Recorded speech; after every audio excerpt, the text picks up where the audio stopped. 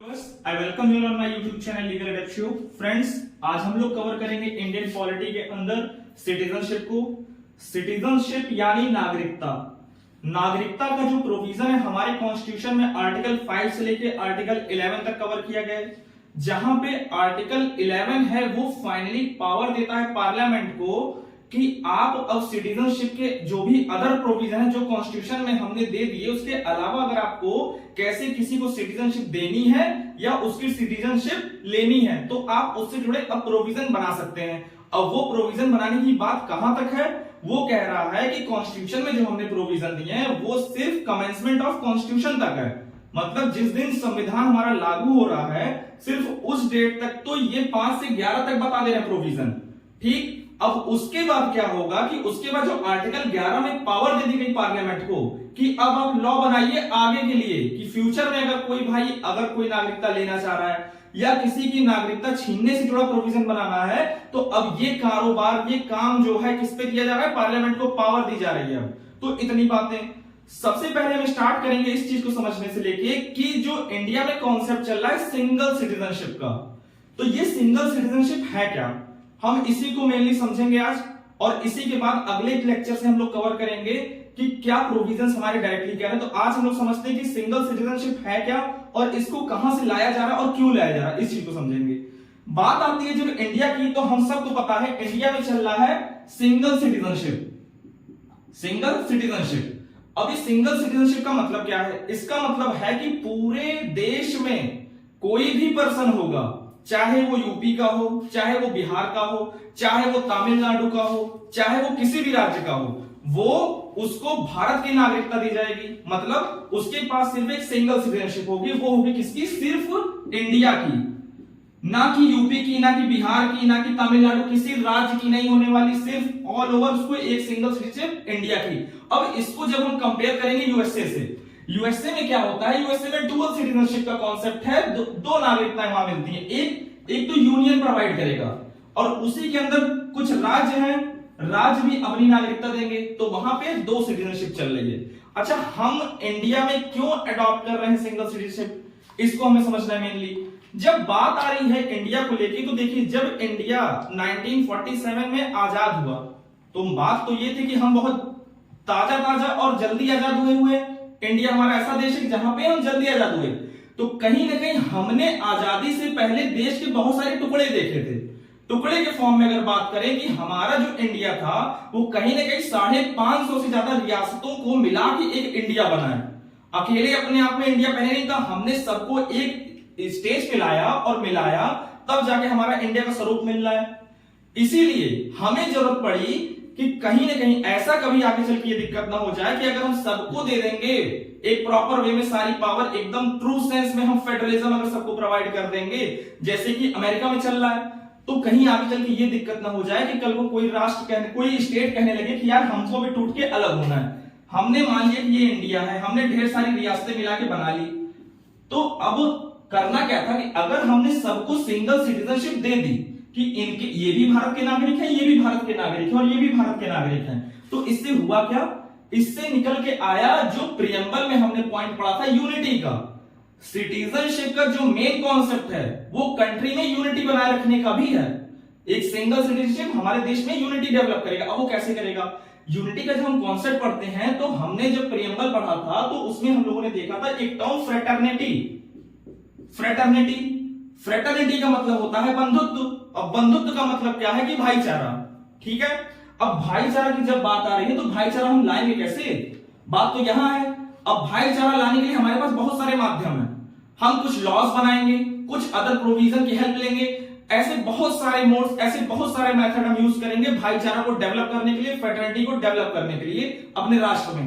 अब फ्रेटर्निटी क्या एश्योर कर रही है, हमें ये चीज देखना पड़ेगा पहले। फ्रेटर्निटी अपने आप में कोई अकेला कॉन्सेप्ट नहीं है कि फ्रेटर्निटी आपने लिख दिया हो गया। फ्रेटर्निटी में आपने देखा था 2-3 चीजें। एक, हम बात कर रहे थे फ्रेटर्निटी में डिग्निटी की, डिग्निटी मतलब होता है गरिमा।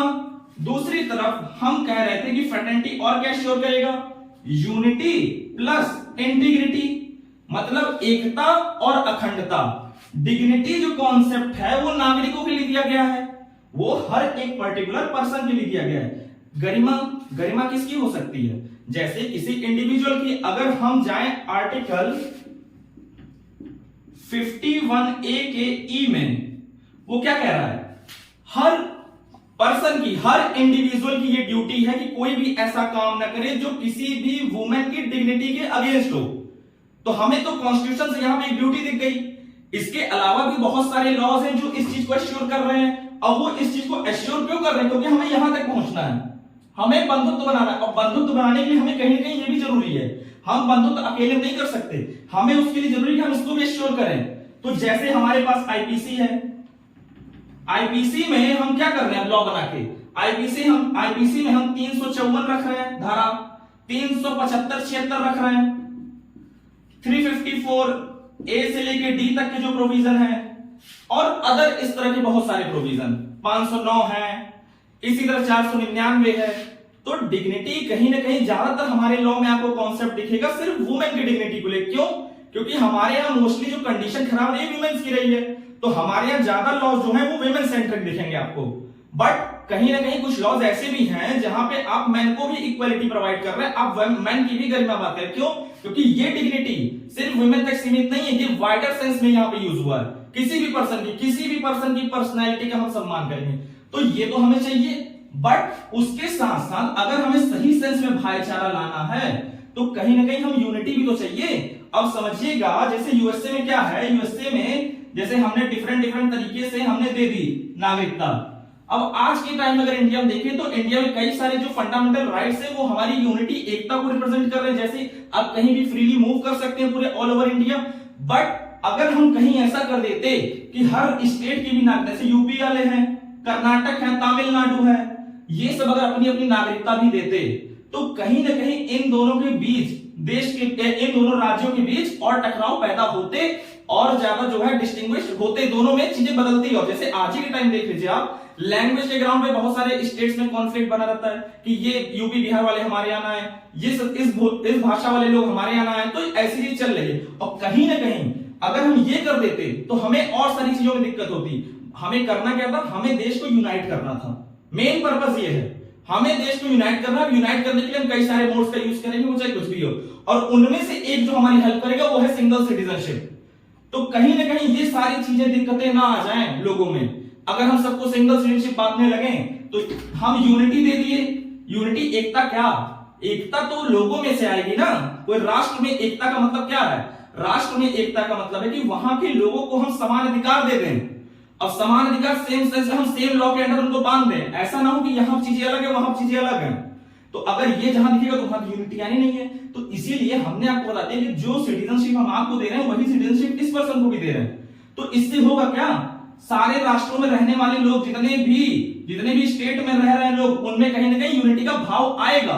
और यूनिटी का भाव आएगा तो कहीं ना कहीं हमारा जो अखंडता है, जो इंटीग्रिटी है, वो कहीं ना कहीं हम मेंटेन कर पाएंगे। अब तो इंटीग्रिटी का मतलब होता है अखंडता, मतलब हम अपने देश का खंड नहीं होने देंगे। खालिस्तान की मांग हो रही है पंजाब की साइड, तो वो बात ना आने पाए। कहीं ना कहीं ऐसा कोई चीज हुआ होगा जहां पे वो यूनाइट नहीं हो पा रहे हैं आज के टाइम। तो कहीं ना कहीं हम कोशिश कर रहे हैं, हम लीगल दायरे में उनको बांधने की कोशिश कर रहे हैं। हमने तो कानूनी ढांचा एक बना रखा है। अगर हम नागरिकता भी अलग अलग दिलवाते शायद आज के टाइम हमारे लिए बहुत मुश्किल हो जाता। हमारे स्ट्रॉन्ग कौन है? यूनियन है। सारी चीजें स्टेट को हमने क्वासी फेडरल के रूप में, हमारा कॉन्स्टिट्यूशन है एकदम ट्रू सेंस में, एकदम प्योर फेडरलिज्म नहीं है, वहां पे क्वासी फेडरलिज्म हमारे यहाँ कॉन्सेप्ट यूज होता है कि आप जो भी चीज करना स्टेट करे, बट जो पावर होगी में जो कंट्रोल होगा वो सेंटर का होगा। कहीं बात अगर कॉन्फ्लिक्ट की बात आएगी सेंटर और स्टेट के बीच, तो सेंटर को हम प्रिवेल कराएंगे, ये हमें पता है। हमारे स्ट्रॉन्ग कौन है? सेंटर।